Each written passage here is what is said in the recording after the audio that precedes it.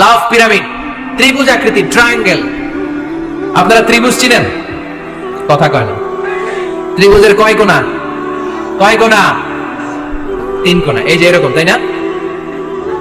এজন্য স্বামী স্ত্রীর ভালোবাসাটাকে বলে লাভ পিরামিড। উপরে এরকম সমুদ্রের মতো না, উপরে থাকে আল্লাহ, আর ডানে স্বামী বা স্ত্রী, এই 2 কোণায় স্বামী স্ত্রী, আর উপরের কোণায় আল্লাহ।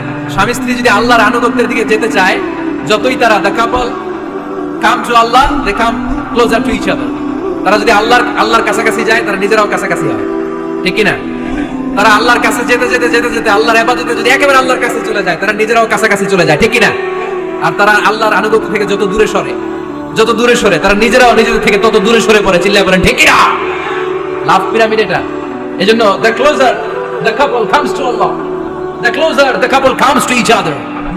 কাপল স্বামী স্ত্রী আল্লাহর ভালোবাসা নিজের মধ্যে যত গাঢ় করবে, আল্লাহর আনুগত্য যত বেশি করবে, আল্লাহর ইবাদত যত করবে, নিজেরাও তত কাছাকাছি আসবে। আর আল্লাহরে যত ভুলবে, নিজেদের মধ্যে বড় বড় ফারাক করে দিবে কে?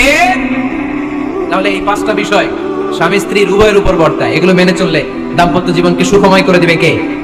আল্লাহ।